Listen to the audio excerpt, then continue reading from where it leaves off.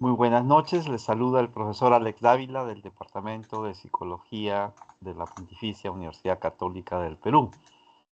En esta ocasión voy a desarrollar una presentación relativa al tema de la gobernanza oceánica en relación con las IAs.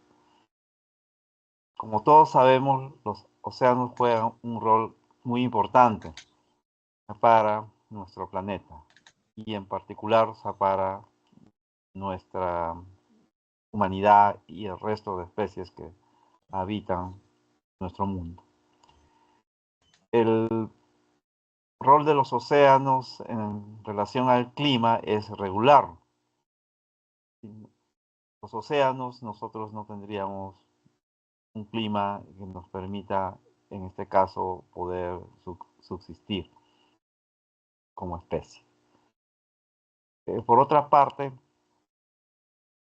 los océanos también juegan un rol importantísimo para generar recursos naturales, recursos hidrobiológicos que nos permiten alimentarnos y que también en el futuro probablemente sea una reserva para la alimentación de las futuras generaciones.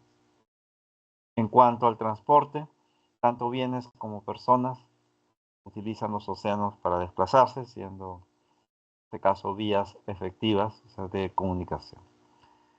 En otras épocas, antes de la existencia de los aviones, de hecho que el desplazamiento por barco era la forma más usual, y en la actualidad el tema del transporte de personas va a estar ligado a actividades específicas, ya sean comerciales o militares o también de exploración científica.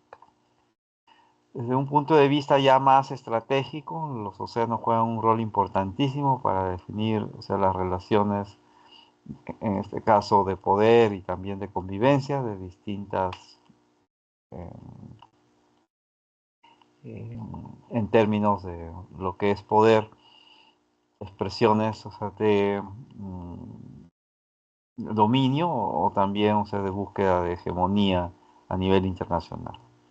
Por ejemplo, en la actualidad Estados Unidos y China se encuentran compitiendo, o sea, por el futuro dominio de el Océano Pacífico específicamente. En este contexto, el tema de gobernanza es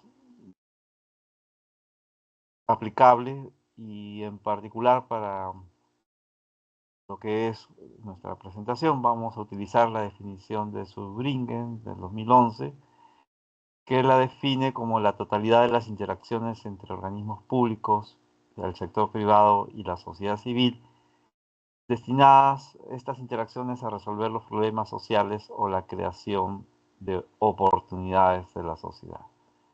Como se puede apreciar, en la definición se plantea que no solamente sean las instituciones públicas, sino que el conjunto de la sociedad con las instituciones privadas, las que cooperen, o sea, para poder resolver las problemáticas. Esta concepción está ligada a ideas que ya previamente se han discutido en la ciencia política y en la filosofía política también, de las alternativas u opciones, o sea, que nosotros tendríamos en términos contemporáneos para un mejor desenvolvimiento de nuestros países, nuestras sociedades y en general, o sea, de todo lo que significa una buena gestión, o sea, de nuestro planeta. El concepto de gobernanza nace en Europa y se modifica progresivamente. Entre los 50 y los 70 es un modelo que está definido en la jerarquía y en este caso de lo que propiamente constituye organización de todo lo que tiene que ver, o sea, con la actividad humana, tanto a nivel social como individual, desde la perspectiva de la autoridad, específicamente de la organización jerárquica de los estados. Esta forma de desenvolvimiento ha caracterizado prácticamente 3 décadas. Y en particular en Europa, tanto en la parte occidental como parte oriental, tuvo esta organización una fuerte influencia de los contextos geopolíticos de aquel entonces. Como recordamos, luego de la culminación de la Segunda Guerra Mundial, Europa se dividió en 2 bloques, el bloque occidental, capitalista, democrático, y el bloque oriental, socialista, con democracias populares, al menos a nivel nominal. Y en conjunto, toda Europa está bastante marcada por el concepto en términos de lo que es gestión de las sociedades, o sea, de la presencia del Estado, o sea, para regular y para poder tanto garantizar, o sea, lo que el Estado mínimamente debe ofrecer, y además también, o sea, generar las condiciones de distribución y redistribución en lo que se conoció y se conoce todavía en Europa como el estado del bienestar. En los 80 se produjo un cambio marcado luego de la caída del muro de Berlín. Se liberalizó la sociedad, se redefinió también el papel, o sea, del Estado, en términos de su injerencia, achicándolo y definiéndolo más bien como un gestor promotor, o sea, para impulsar precisamente a las fuerzas relacionadas con el mercado. Entonces estamos hablando de la época en la cual se define como una tendencia muy frecuente en estos contextos de esquemas más bien de tipo ahora llamados neoliberales.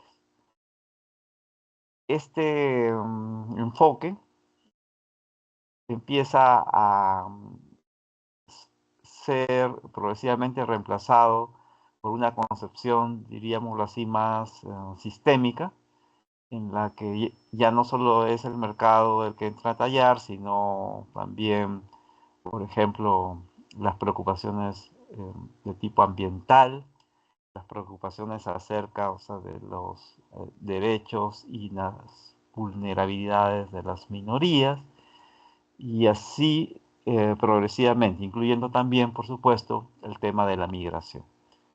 Entonces, con un péndulo, ya podríamos decir que el concepto de gobernanza en Europa occidental ha ido a lo largo del tiempo variando y nos encontramos en una época compleja en la que lo que se busca es, en mayor o menor medida, recoger aspectos que no solamente estén vinculados a las consideraciones de tipo económica, en términos de crecimiento y desarrollo, tal como lo definen las escuelas económicas contemporáneas relacionadas con el tema, sino también preocupaciones que están relacionadas con las problemáticas que tenemos actualmente, tales como el tema del cambio climático, el tema de la transición energética, el tema de las migraciones, el tema de la seguridad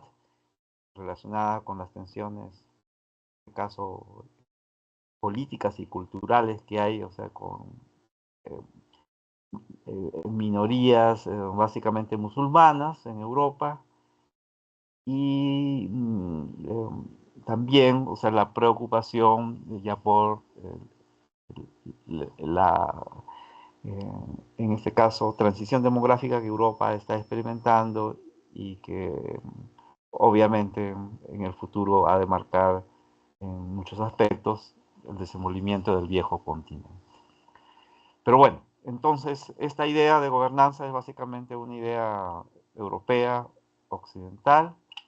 En América Latina, el- la idea de gobernanza y el concepto como tal nos llega como consecuencia de la intervención de entidades, en este caso de cooperación y también, eh, podríamos decir, de guianza, que es básicamente lo que en nuestro contexto hacen es ofrecernos propuestas, o sea, para poder hacer, o sea, que nuestros países se desarrollen. Es el caso del Banco Mundial, del Programa de las Naciones Unidas para el Desarrollo o del Banco Interamericano del Desarrollo. En consideración, o sea, de la naturaleza y la misión y visión que cada una de estas instituciones o actores puede o podría tener, es razonable pensar, de acuerdo a la dedicación que tienen, o sea, como instituciones, se van a definir también, o sea, las posturas con respecto a la gobernanza. En el caso del Banco Mundial, por ejemplo, se define como un conjunto de procesos e instituciones a través de los cuales se determina la forma en que se ejerce el poder en un país.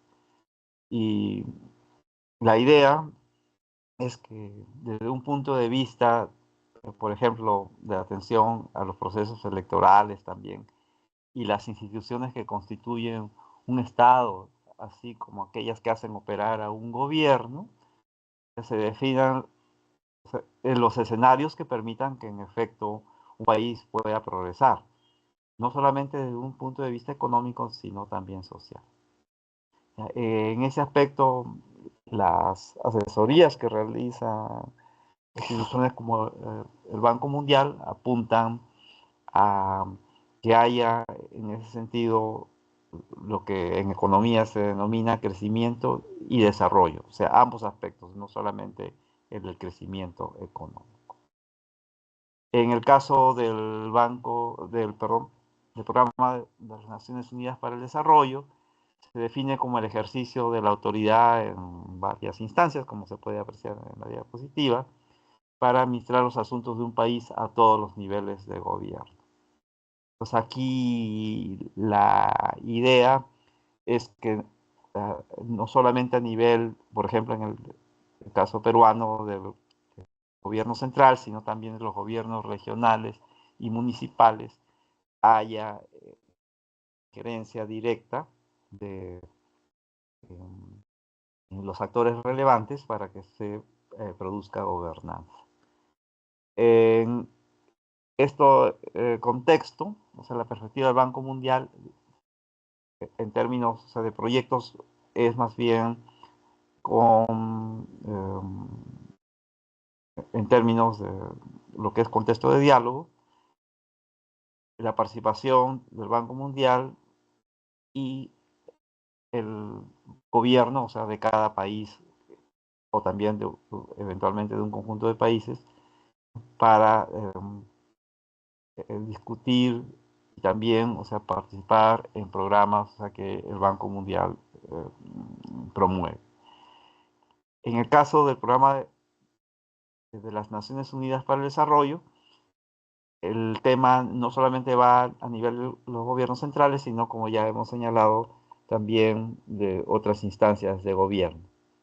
En ese sentido, el enfoque del Banco Mundial sería netamente más macro, mientras que el de las Naciones Unidas tendría aspectos no solo macros, sino también mesos y micros en términos de la gestión. El tema de la gobernanza está relacionado, pero no es lo mismo que el de la gobernabilidad. Es un concepto emparentado, cercano, pero diferente. Y gobernabilidad, y esto lo podemos, por ejemplo, apreciar a través de los medios, va a tener que ver con que, en efecto, un gobierno en un país, o sea, pueda realizar su tarea, que es gobernar. Y en ese aspecto, más allá, o sea, de los resultados que puede haber para unas elecciones, la idea de legitimidad, o en este caso, podríamos decirlo, de la aceptación, o sea, que una sociedad pueda tener, o sea, el gobierno que está en ejercicio, es muy importante. ¿Se entiende? O sea, que si más allá, o sea, de la legitimidad que puede haber, o sea, de un resultado electoral, no se logra tener gobernabilidad, podría haber serias dificultades, o sea, para que un gobierno pueda realizar, o sea, sus tareas. Por eso es que en la definición que ahí señalamos, la capacidad que un gobierno tenga para instalar un proyecto político y hacer todo lo que corresponda en relación, o sea, de alianzas, articulación con diferentes actores, es importantísima, sobre todo para poder resolver los conflictos que se puedan generar. Por ejemplo, en el caso peruano, un tema que es recurrente como un reto a la gobernabilidad son los proyectos que tienen que ver, o sea, con explotación de recursos minerales, o sea, la minería. Dado que en este asunto, o sea, no hay una concordancia en términos, o sea, de los objetivos que pueda tener por una parte el gobierno, o sea, en ejercicio, incluso hasta como política de Estado, y también, por otra, las comunidades o distintos colectivos que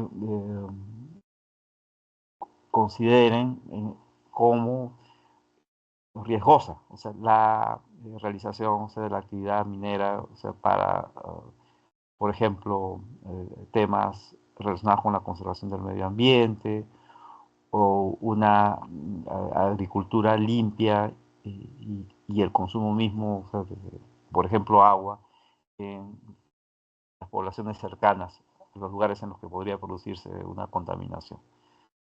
Ese es uno de los temas, diríamos así, recurrentes en el caso peruano. En cada país habrá temas específicos relacionados con este tema o este asunto de la gobernabilidad.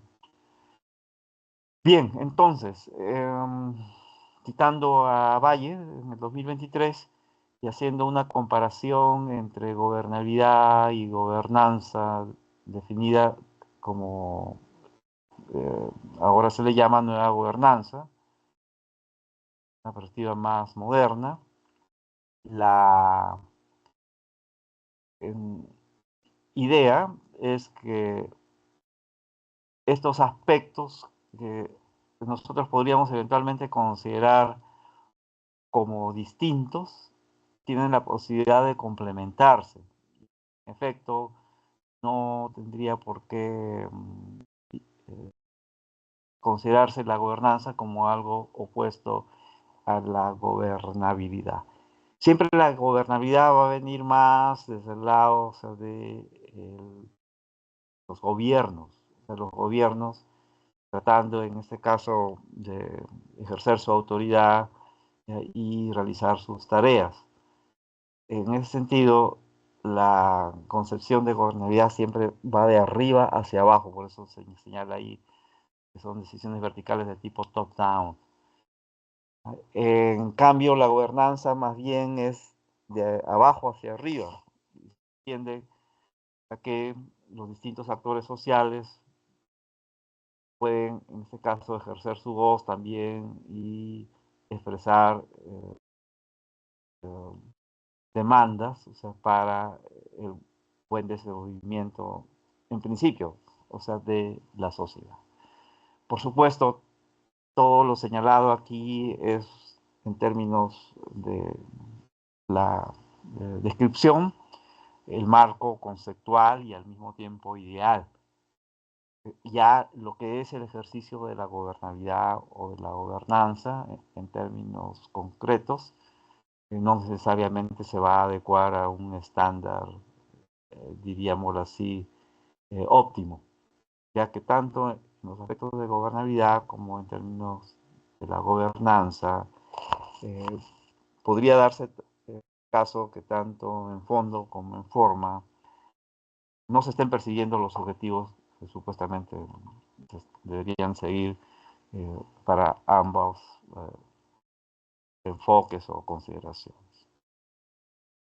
Bueno, pero más allá de ello, lo que acá específicamente nos interesa discutir es el tema de la gobernanza de los océanos.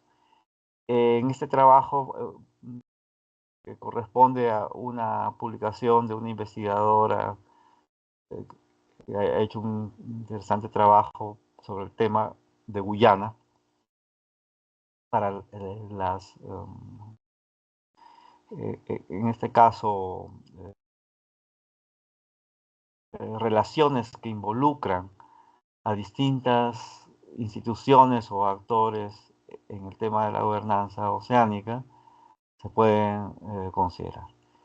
En el gráfico podemos ver que el marco, en este caso núcleo de la gobernanza, sería más bien de tipo legal. Aparece allí considerados los aspectos de los tratados, de los acuerdos y también la forma como el derecho internacional con respecto al mar se aplica regularmente. Y todos estos aspectos interactuando. Entonces hay un marco de tipo jurídico que entra en consideración. Pero además del marco, y también de los mecanismos institucionales concretos que a nivel desde lo internacional hasta lo local haya, o sea, para hacer, o sea, que las leyes, en este caso, sean efectivas, en términos del cumplimiento de derechos y obligaciones de los distintos actores sociales, existen una serie de instituciones que juegan un rol importantísimo en el tema de la gobernanza del océano, además, o sea, de los gobiernos, del sector privado y las ONGs son importantísimas. De hecho, por ejemplo, en el tema de lo que tiene que ver con la pesca en Perú, hay temporadas de pesca, tiene que haber vedas también de las especies, o sea, que tienen, en este caso, en términos de objetivos, como pesca, periodos en los cuales no deben ser pescadas, o sea, para no romper, o sea, los ciclos hidrobiológicos que se consideran como críticos e indispensables en la realización, o sea, de la tarea de pescar. Y, por supuesto, las ONGs, en términos de lo que es monitoreo, lo que es vigilancia, lo que es ya estudio, el desenvolvimiento de nuestra relación con los océanos, con el mar, fue un rol muy importante para diversos temas, ya que vamos a mencionar dentro de unos minutos. Bueno, entonces finalmente, todo el tema se va a concretar y se va a expresar en lo que ya es un marco, diríamoslo así, o acuerdos acerca del desenvolvimiento, de cómo nos vamos a comportar. Y en ese sentido, el papel que juegan los programas ambientales a todo nivel en esta época es algo central y que ha de jugar cada vez un rol más importante en el tema de la gobernanza de los océanos. Es decir, no es suficiente, por ejemplo, considerar aspectos con lo que es cuotas de pesca, por ejemplo, en el mar peruano, para propósitos ya, de tipo económico, productivo, industrial, comercial, de las empresas. Ese es un aspecto, claro que sí.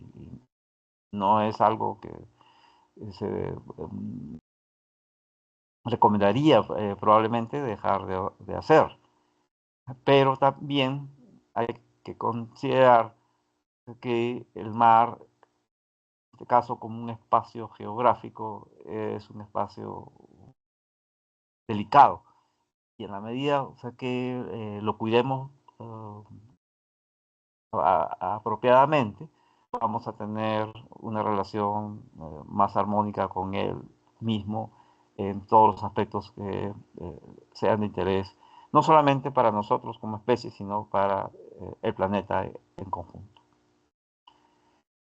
Bueno, problemas en los océanos hay muchos. Por ejemplo, a nivel climático, uno de los problemas que tenemos en la actualidad en desarrollo es la elevación progresiva del nivel de los mares. Esto es como consecuencia del calentamiento global y es más acentuado este proceso en los polos, así como en áreas del planeta de altas latitudes.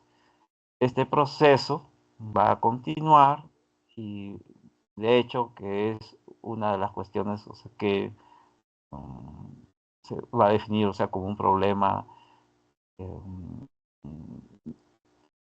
en primer lugar, o sea, de preocupación y posteriormente de urgencia.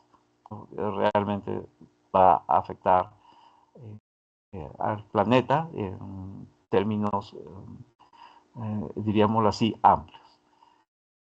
Otro problema también que estamos en este caso claramente empezando a tener es el de la ocurrencia de eventos extremos como huracanes, ciclones, tifones más intensos o más frecuentes. Este tema está bien estudiado y se sabe que el asunto está aparentemente siendo progresivamente más grave. En el caso, por ejemplo, de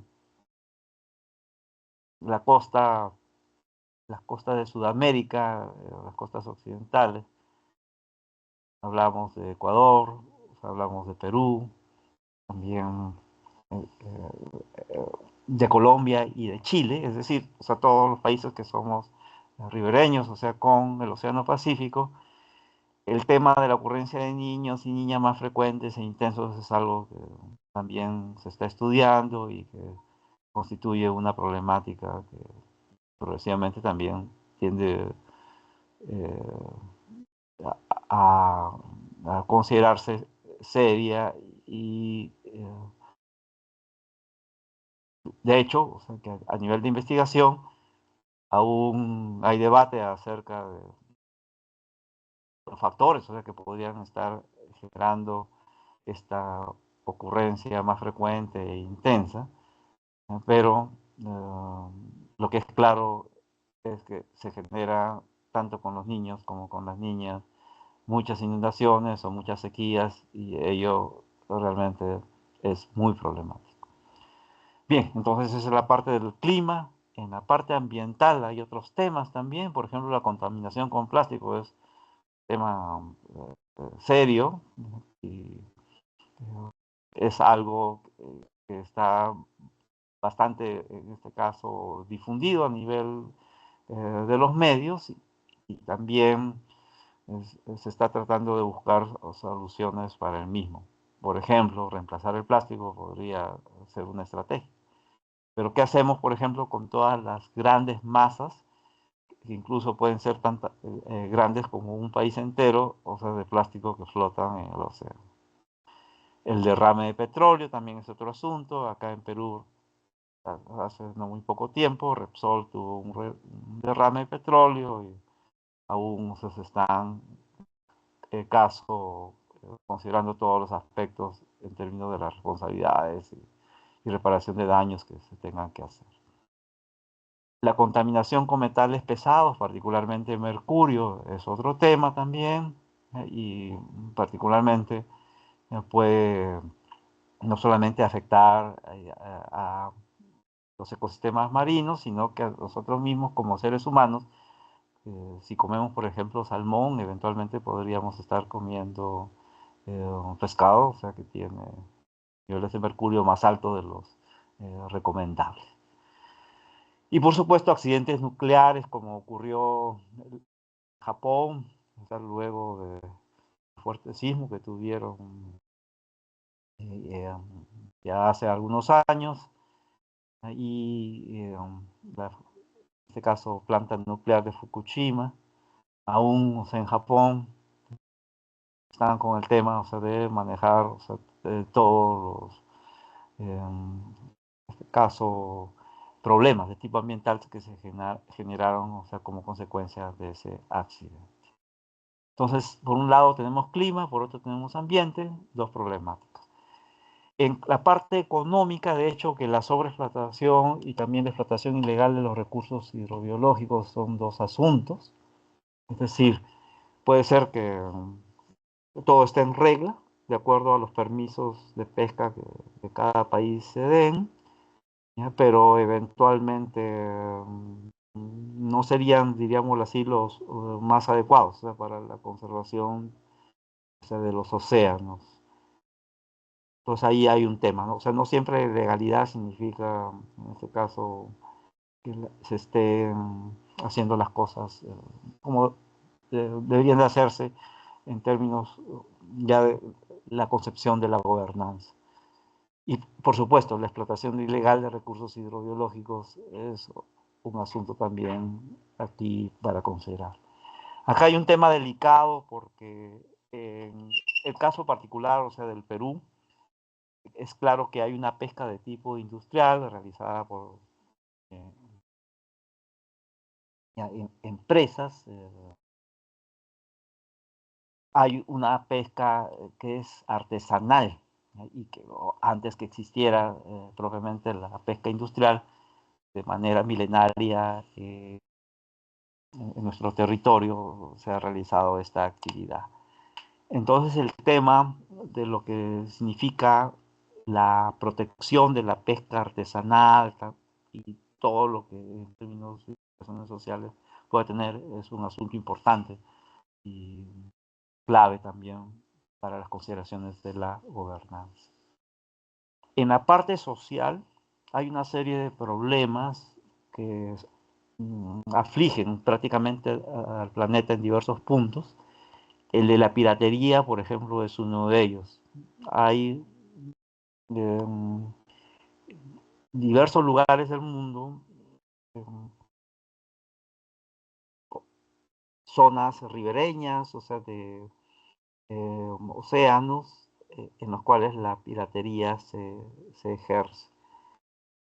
En ese aspecto, como es comprensible, la piratería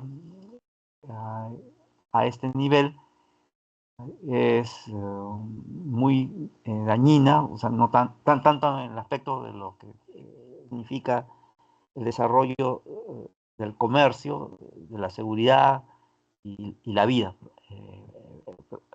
propiamente, o sea, de las personas que realizan sus actividades eh, en los mares. El contrabando es otro aspecto también, así como el tráfico ilícito de drogas. Esto es algo muy interesante porque ya eso lo saben todas las instituciones que se dedican al tema. Los puertos, en este caso, grandes que hay en el mundo, particularmente en, en Europa, por ejemplo, se sabe, o sea, que hay temas que están relacionados con las redes internacionales que ya finalmente terminan en puertos europeos. Y es algo, diríamos así, como tema que como sociedades, países no hemos logrado resolver, o sea, todavía. El tráfico o trata de personas también es otro asunto que se debe considerar. No solamente es a través de la vía terrestre o aérea, también a través, o sea, de el mar. O sea, se puede realizar este tema de tráfico de personas. Y el tema de la inmigración precaria también es otro asunto. Esto se ve mucho, por ejemplo, en Europa desde África, por temas de migración forzada o también por deseos de migración para mejorar condiciones de vida.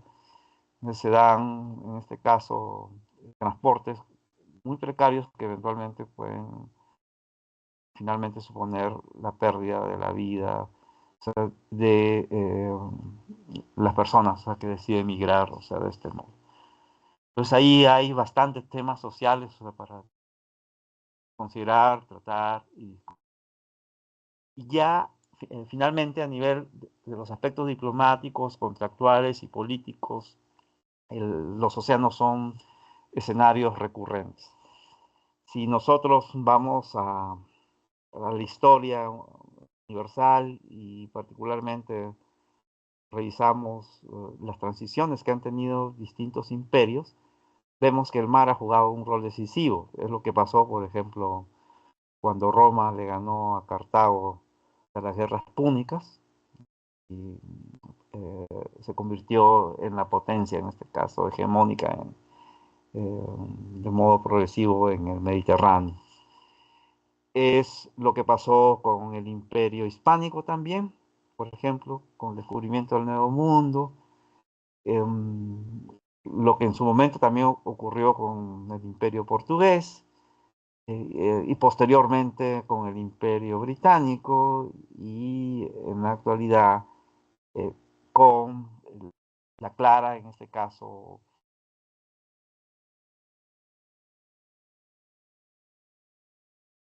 podríamos decir, características imperiales que dirían, no en términos de forma, pero sí de alguna forma de facto, o sea, de las flotas, tanto militares, o sea, como comerciales que las grandes potencias tienen, ¿no? En particular, habíamos mencionado al comienzo que, por ejemplo, ahora hay una fuerte competencia entre Estados Unidos y China, y esto, de hecho, que va a continuar. Bien, entonces ahí tenemos, por una parte, el escenario del diplomático, el tema del comercio internacional, tenemos la parte política, pero eventualmente también tenemos la posibilidad del desarrollo de guerras como consecuencia, o sea, de estos temas. Bueno, entonces hay mucho que hacer con respecto a los océanos. En ese sentido, la inteligencia artificial ya está aportando y puede seguir aportando en los distintos temas que hemos mencionado para contribuir a la resolución, o sea, de los problemas. En el campo del cambio climático hay muchos estudios que se han realizado y se siguen realizando para el monitoreo, por ejemplo, del derretimiento, o sea, de los glaciares, de las zonas polares, y también, o sea, los pronósticos correspondientes a la elevación de los niveles de los mares. Lo mismo con respecto a los huracanes, por ejemplo, hay un monitoreo y hay en ese sentido una también perspectiva de, o sea, los temas relacionados con su magnitud y los eventuales daños que puedan causarse. La contaminación del mar también está siendo monitoreada, investigada. Todo lo que hemos señalado hasta el momento, ¿no?, supone un trabajo en el cual los satélites juegan un rol importantísimo para la recolección de información. Un aspecto que quizás sea menos conocido es el de la analítica de los fenómenos sociales, que también, o sea, a través, o sea, de satélites, por ejemplo, puede ser investigada y estudiada. Entonces, si nosotros, por ejemplo, tenemos interés en el conocimiento acerca de una problemática que suponga el transporte de personas como tráfico. Una forma de poder, o sea, investigar este fenómeno es precisamente estudiando, o sea, los desplazamientos realizan, obviamente, embarcaciones clandestinas o que tienen apariencia formal, pero no lo son en realidad, a través, o sea, de los mares, ¿no? Entonces ahí hay un trabajo pendiente que hay que reforzar y desarrollar. Y por otra parte, el tema, diríamoslo así, ideal, mundo que nos convendría es que haya cooperación y competencia equilibrada entre los grandes poderes. Lamentablemente, en una y otra vez la historia nos muestra, y aún parece que no hemos aprendido como especie a cooperar y competir, o sea, de manera equilibrada y apropiada. Entonces, el actual hegemón del mundo, que aún sigue siendo Estados Unidos por su magnitud, o sea, de poder militar, tiene ahora, diríamoslo así, respirándole en la nuca a una potencia emergente de enorme calibre como es China, y se están generando ya fricciones que eventualmente pueden ser mal manejadas y llevarnos a problemáticas realmente serias en términos de lo que es la paz mundial. Bueno, pero quizás también, o sea, la IA puede aportar en este sentido en el futuro, como vamos en los siguientes minutos a tratar, o sea, de reseñar brevemente. Hay para este tema tres conceptos importantes. El de la IA generativa, que ya todos conocemos, precisamente por la explosión mediática que ha tenido el tema. Y en el caso particular de la IA generativa, recientemente Tankelevich y al, o sea, varios autores, han hecho una publicación en la que discuten el tema de la aplicación de lo que ya se sabe en el campo de la metacognición y la interacción del ser humano con la computadora para hacer que la IA generativa rápidamente se desplace a estar centrada en el ser humano. Es decir, que sea una herramienta al servicio, o sea, de las personas, los grupos, o sea, los colectivos, las comunidades, las instituciones sociales y así sucesivamente. En estos términos, la metacognición y la interacción con la computadora ya desde hace varias décadas ya son investigadas activamente. En el caso de la metacognición es la cognición de la cognición, por ejemplo. Si estamos, en este caso, en el océano, o sea, percibiendo, mientras nos estamos desplazando en un bote, la fuerza de las olas, ¿no? El acto de metacognición consistiría en pensar acerca, o sea, de lo que estamos viendo y de lo que estamos percibiendo en ese momento.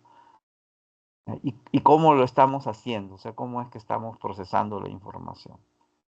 Es decir, ya para hacer, o sea, nuestra percepción, solamente miramos las olas que están frente a nosotros, o también a los costados, o hacia atrás, o tenemos una estrategia de 360 grados para poder verlas, o decidimos, por ejemplo, tomar de repente o hacer un video.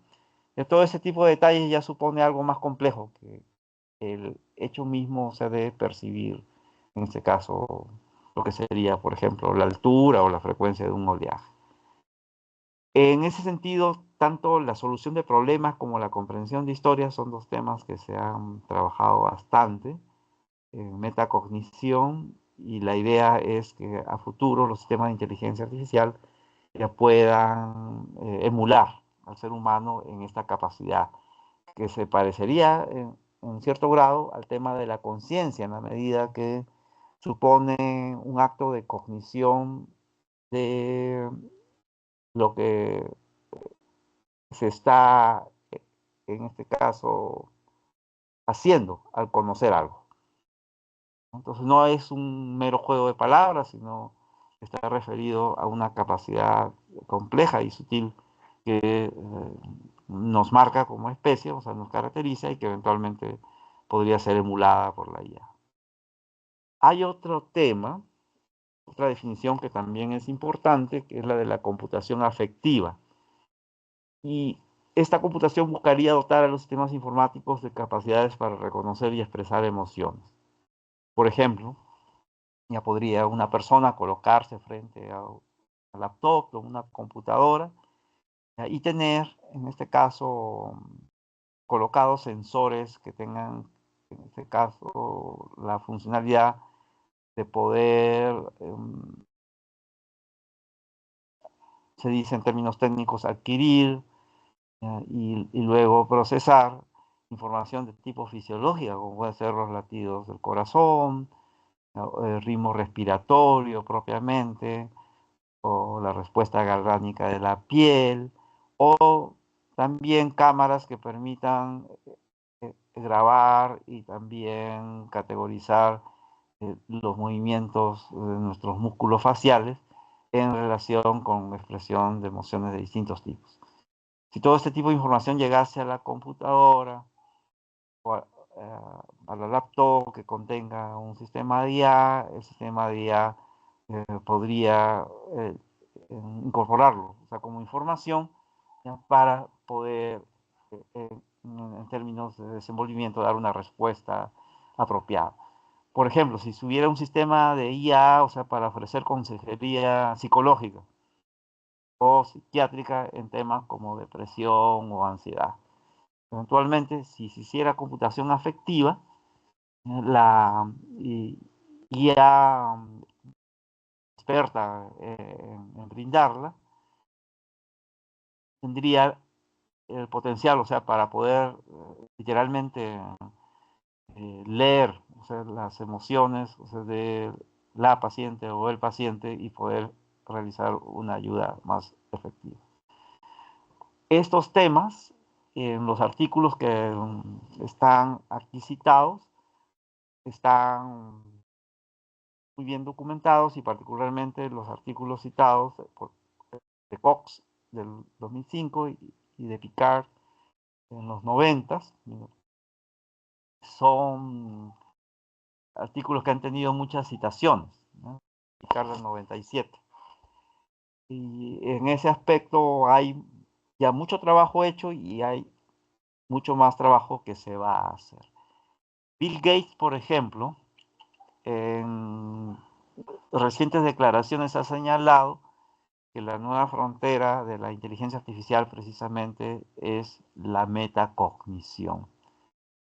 Y ello lo que resalta es que todavía las inteligencias artificiales no tienen esta capacidad, o sea, para poder realizar, en este caso, una solución de problemas o entender una problemática como lo hacemos seres humanos. Pero se está buscando ello y no es que recién esté empezando el trabajo, sino que, como ya señalamos, tiene ya cierto tiempo establecido.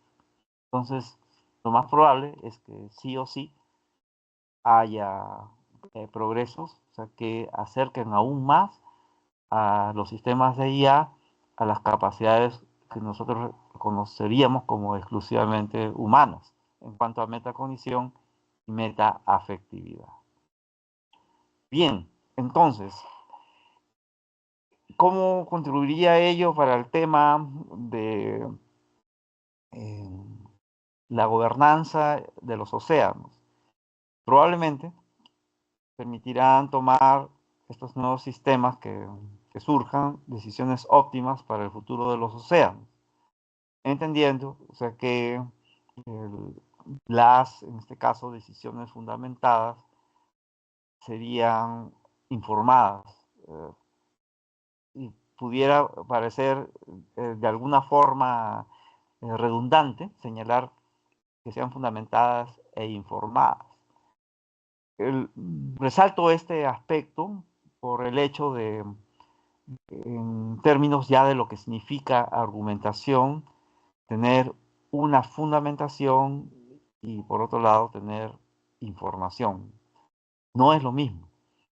El tema de la fundamentación está estrechamente relacionado con el arte de la argumentación y la retórica. Y el tema de la información es en relación a lo que significa una decisión crítico, siempre y cuando sea bien usada. Es decir, se use información por una parte verdadera y por otra parte que sea, en este caso, insesgada, o sea, imparcial. Ya probablemente un sistema de IA pueda, en términos de diseño, alcanzar, en términos de su performance, este estándar. Pero obviamente surge la preocupación, o sea, si es que son tan buenos estos sistemas de IA y eventualmente no nos reemplazarán a los actores en la gobernanza y en ese sentido ya no hay espacio para el ágora pública, en ese sentido para tener las riendas, o sea, de nuestras vidas como individuos, como familias, como comunidades, como sociedades, y podríamos eventualmente ser sometidos a una, en este caso, eh, forma opresora de gobierno a través, o sea, de estos sistemas. Ese es un temor que inevitablemente va a surgir un progreso de sistemas que eventualmente puedan superarnos en lo que corresponde a nuestras capacidades como seres humanos. Aquí yo me atrevería a hacer una reflexión que tiene un corte por una parte filosófico y también por otra teológico acerca de lo que es el ser humano. Esa es una pregunta que se ha planteado tanto en la filosofía como en la teología, occidentales particularmente, durante siglos. Quizás por la manera como se desenvuelve el mundo moderno, haya la tendencia a quizás en términos ya de lo que es interacción social, solamente considerar los aspectos, o sea, que están en concordancia o en todo caso encaminados a través, o sea, de los protocolos de nuestra presencia en diversas instancias, o sea, de interacción social. Es decir, antes de la existencia, por ejemplo, del Internet, nosotros usábamos medios de comunicación, pero no existía en términos de la dinámica lo que sería algo equivalente a una identidad digital, como existe actualmente, y que es la que se genera cada vez, o sea que, por ejemplo, sacamos una cuenta de Google o de cualquier ya, otra empresa. Entonces allí hay un tema que es delicado, ya, porque eventualmente la difuminación o, o, el que se vuelva cada vez más borrosa la diferencia entre el espacio público y el espacio privado es algo que no solamente es un fenómeno que tendría efectos o implicancias en el desenvolvimiento social, sino también a nivel individual, psicológico, mental, tanto cognitivo como afectivo. Ese es un aspecto que inevitablemente es parte de nuestra época. Pero por otra también, en términos de la que es la concepción, o sea, del ser humano, de modo progresivo, y como consecuencia también, o sea, del desarrollo de la civilización, la ciencia, la tecnología, tenemos una tendencia muy marcada en nuestra época a considerar que el ser humano es equivalente a su expresión objetiva y registrada y documentada, si quieren, en Internet. A ese nivel probablemente estemos llegando. Y eso es muy delicado también, ¿no? Porque es, desde un punto de vista antropológico, tanto filosófico como teológico, una prácticamente en términos de lo que podríamos considerar consideraciones ontológicas y también metafísicas para aquellos que todavía consideran la metafísica como una opción, una clara reducción. Y es lo que precisamente se puede, en ese sentido, argumentar en esta época. ¿En qué nos estamos convirtiendo como seres humanos y como sociedad como consecuencia de todos estos avances? ¿Dónde quedan no solamente los aspectos de la mente subjetiva, de la mente privada? ¿Dónde quedan los aspectos que tienen que ver con la conciencia? Y yendo más allá, o sea, si hay consideraciones de valoraciones religiosas, el alma, el espíritu. Esa es una buena pregunta que no solamente respondería, diríamoslo así, a inquietudes, diríamoslo así, abstractas, sino que también tienen que ver mucho con las implicaciones desde el punto de vista moral y ético para el futuro de la humanidad. Los avances son una alternativa, pero también hay que tomar en consideración, o sea, todos los aspectos éticos, ya que ello como reto nos van a, y nos están ya planteando. Bueno, entonces ese es un aspecto. Definitivamente hay oportunidades para la gobernanza en el océano, en este contexto. Y aquí quisiera ya en esta parte final, o sea, de la presentación, hacer dos consideraciones como ilustración. El aporte de las ciencias y la tecnología a la gobernanza, por ejemplo, en esta época, para el tema de lo que es los océanos, se hace ya con inteligencia artificial. Aquí voy a dar un breve ejemplo relacionado con el uso de información de un satélite que ya no está en operación, que es el QuickSat. Ese satélite fue lanzado por la NASA y ha operado entre junio del 99 y noviembre del 2009 para medir vientos cerca de la superficie del océano. Es un satélite llamado de tercera generación de escatelómetros, operados por la NASA. Escatelómetros en castellano podría mejor traducirse como dispersómetros, es decir, son en este caso equipos, o sea, que permiten registrar características del objeto de observación de interés en distintas, ya sea frecuencias o longitudes de onda. Y eso proporciona información que es de interés, como vamos a mencionar brevemente en un momento. Bueno, este satélite se lanzó en 1999 con un cohete desde una base aérea en California, en Estados Unidos, y tiene con él un radar. Este radar transmite pulsos de microondas que viajan a la superficie de la Tierra y mide el retorno, o sea, de estas microondas. Lo interesante es que la potencia que tiene este retorno, una potencia con magnitud física, está asociada a la rugosidad de la superficie.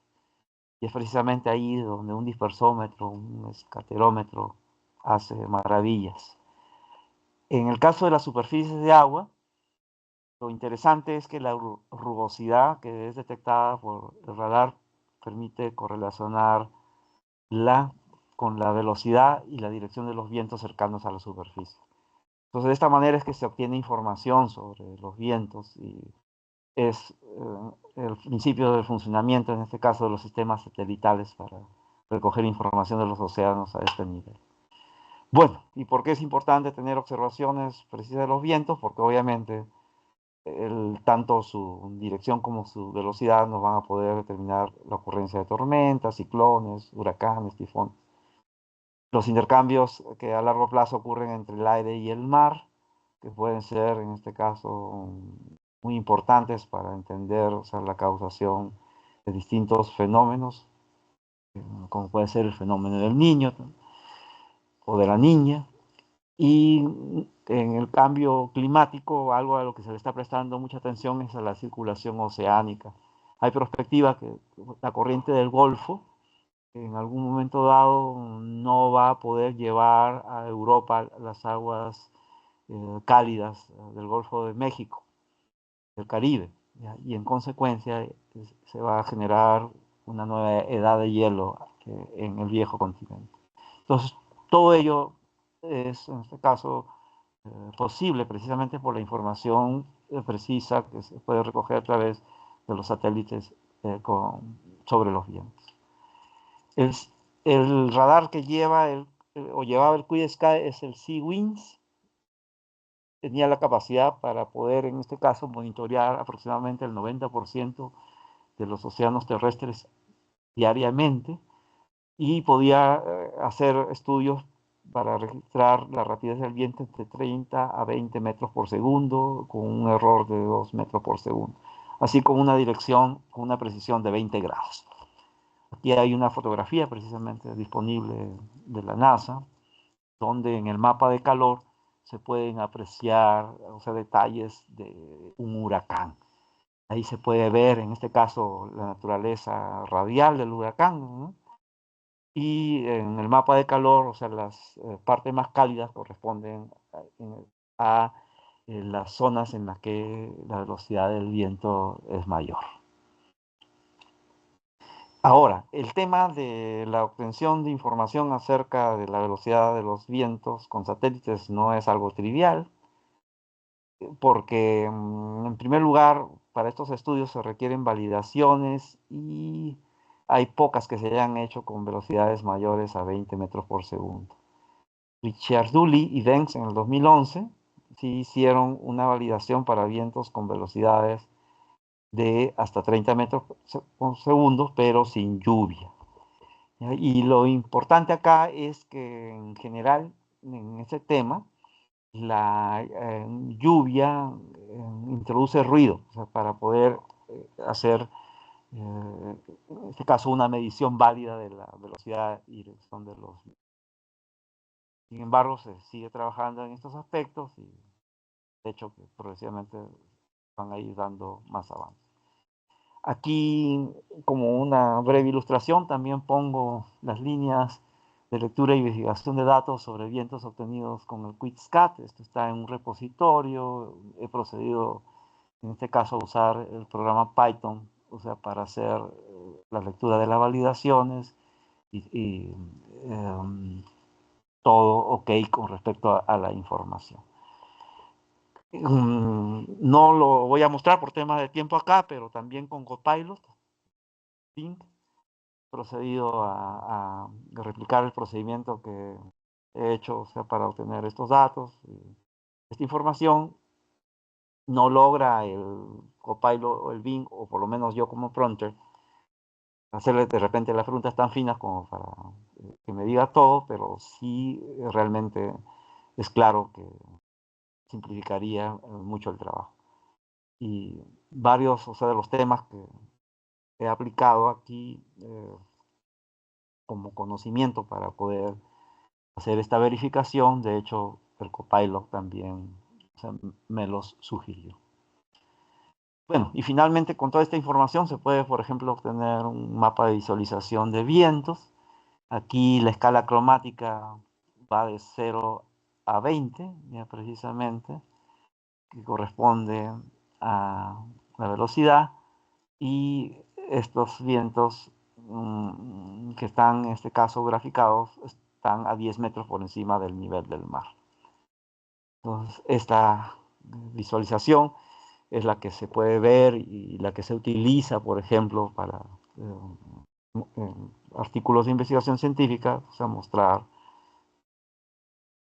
hallazgos, ¿ya? En términos de mediciones de lo que está ocurriendo ya con los vientos y por supuesto los vientos van a producir las olas también en nuestros océanos. Bueno, esa es la consideración más, digamos así, de tipo científico, tecnológica, pero también hay otra consideración que es más de tipo, llamémosle así, social, política, que nos va a afectar. O sea, y ya de seguro que nos está empezando a afectar directamente en el contexto. ¿Es afectado el concepto de gobernanza globalmente? Entonces, para este tema hay que tomar en cuenta el papel que juegan y jugarán las grandes potencias, no solamente aquellas en donde el concepto de gobernanza ha surgido. El concepto de gobernanza es de origen europeo, en realidad, y es básicamente un concepto de Europa occidental, la Europa democrática, capitalista,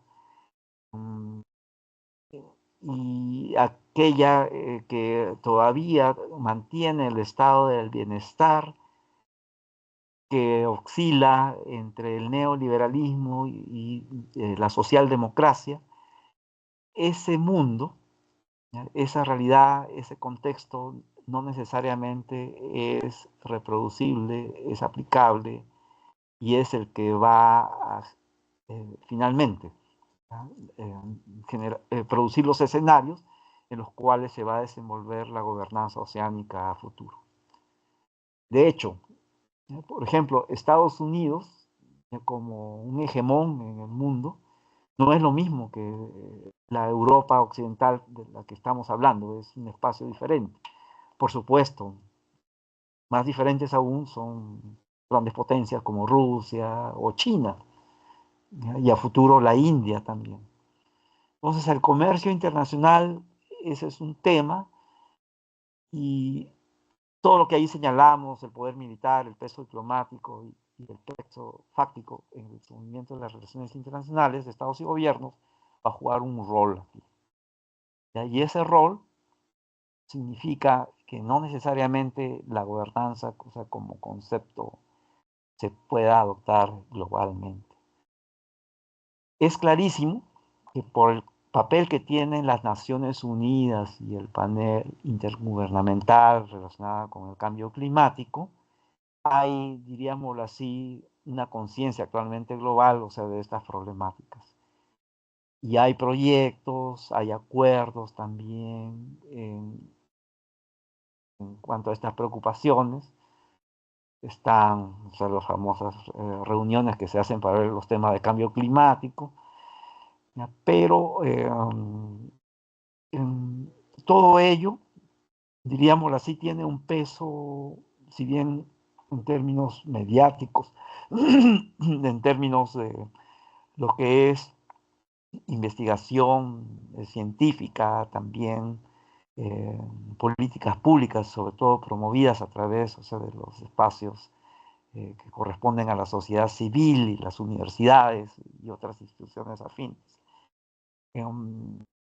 La realidad, diríamoslo así, fáctica, se mueve como consecuencia de la interacción de los grandes poderes. Y en ese sentido, no podríamos señalar, o sea, que la gobernanza como tal es no solamente una idea o un concepto, sino también un valor que esté adoptado globalmente. Es decir, van a ser otros aspectos, o sea, los que van a decidir el desenvolvimiento de las cosas.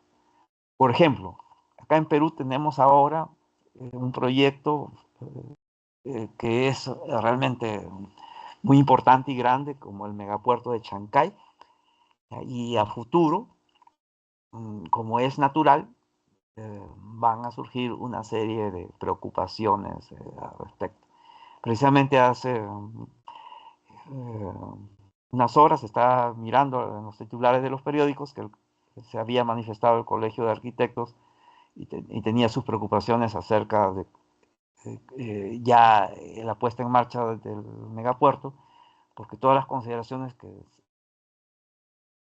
tendrían que haberse tomado, o sea, desde la perspectiva, o sea, de lo que sería la arquitectura, no están presentes y eventualmente se podrían generar problemas. Y bueno, ese es un tema realmente grande y aparte, y de seguro que va a haber más de una oportunidad aparte de la que ya ha habido en el Instituto Peruano de Inteligencia Artificial, o sea, para conversar y discutir al respecto. Pero es algo real. Y en ese sentido, con esto culmino esta presentación, el desarrollo científico y tecnológico es una herramienta, ¿ya? Pero es una herramienta que puede servir, digámoslo así, para, hablando en términos más coloquiales, para hacerlo bueno, ¿ya? Y ¿ya? Para hacerlo malo, ¿no? Es decir, depende cómo se use, que la ciencia y la tecnología contribuyan ya para el bien común, ya para nuestro bien como individuos, por supuesto, y o sea, para la conservación, o sea, de nuestro planeta. En ese sentido, ya mientras más transparencia haya y más, en este caso, en términos de diálogo, se puedan construir y consolidar espacios que supongan, o sea, la convergencia de intereses diversos que finalmente supongan ciertos acuerdos, ha de ser mejor. Bueno, entonces de este modo, o sea, culmino acá. He anotado algunas, no, de hecho, todas las referencias que he utilizado en esta presentación, que en todo caso, o sea, básicamente nos ha motivado es nuestra preocupación por el futuro de nuestro planeta en conjunto y específicamente como especie, por supuesto, del curso que está siguiendo la humanidad. Sí, bueno, muchas gracias. Muchas gracias por su participación, estimado doctor Alex Ernesto Dávila Dávila. Tengo una pregunta, por favor, si usted me permite. Sí, por supuesto, estimada Bien, profesora Lucy. la pregunta es la siguiente. Desde su punto de vista, ¿cómo se podría aplicar la inteligencia artificial para la prevención, buscando el beneficio del cuidado del océano? Es decir, usted ya nos ha mostrado a través de la presentación que hay muchos problemas que está sufriendo, está viviendo y que se están dando hasta la actualidad. Y eso está deteriorando nuestros océanos, nuestros mares. A nivel preventivo, ¿qué es lo que podemos hacer para que estas situaciones puedan cambiar, se reduzcan o generar nuevos conductas o comportamientos para el beneficio de finalmente de esta fuente de vida, ¿no? Utilizando la inteligencia artificial. Gracias. Sí, muchas gracias por su pregunta. Aquí en este caso, convergencia de los conceptos de gobernabilidad y gobernanza sería clave y específicamente a nivel de gobiernos locales. Eso es lo que se podría hacer para generar, en este caso, eh, conciencia ambiental por un lado y también en términos de lo que es desenvolvimiento, la adopción de conductas preventivas. Es decir, si no empezamos por lo pequeño y por lo local, difícilmente en esta época vamos a tener la capacidad para desarrollar o resolver los problemas, o sea, de modo, en este caso, macro o global. Salvo circunstancias muy excepcionales como fue, por ejemplo, el periodo de confinamiento que tuvimos en el COVID, por el COVID, que fue bastante drástico, ¿ya? Salvo que o sea, los gobiernos nos lleven precisamente a situaciones extremas por urgencias. Pero en general, o sea, lo más recomendable es que la acción sea local. Y en ese sentido, nosotros, o sea, en nuestro contexto, tenemos mucho que hacer. El Perú es un país, diríamos así, que va a ser afectado de una manera muy importante por el cambio climático. Ya está siendo afectado en realidad.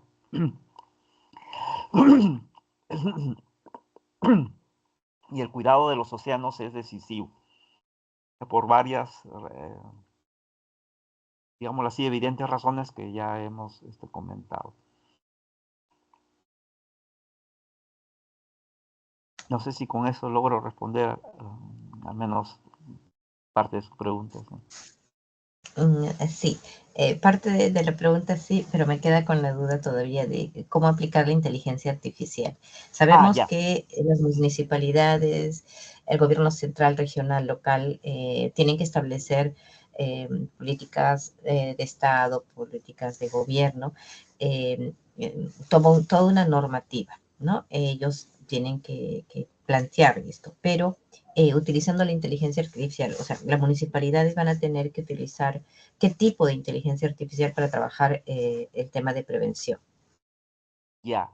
Allí lo que se me ocurre que podría en este caso ser una vía ejemplar para este tema es lo que están haciendo las fintech. Por ejemplo, las billeteras digitales, el Yape, el Plin y otras, que de una manera bastante sencilla han logrado establecerse y resolver en términos de, o sea, de los propósitos de lo que son transacciones financieras, problemas, ¿no? Y hacer más fácil en ese sentido, en muchos aspectos, y más segura las transacciones económicas. Algo así, algo similar tendrían que probablemente tenerse. Apps tipo fintech, sencillas, fáciles en este caso de manejar, y que permitan hacer, o sea, tareas, o sea, preventivas de diversa naturaleza. Entonces, por ejemplo, ahora en el comercio, el diario peruano, existe cada cierto tiempo campañas que tienen que ver con recolección de información de infracciones del tránsito, la famosa campaña No te pases. Ya, pero el espacio en el cual se interactúa ya con el diario tiene, o sea, ciertos, en este caso, parámetros, ciertas dinámicas que no son lo mismo que podría tener una app. Podría, de hecho, ser más expeditiva. Entonces, yo apostaría por tener, en este caso, IAs aplicadas a nivel de apps para este tema. Muy bien, muchas gracias nuevamente, estimado doctor Alex Ernesto Dávila Dávila, y damos por concluida su intervención. Que tenga un lindo día. Gracias. De igual manera, muchas gracias, estimada profesora Lucy. Buen día.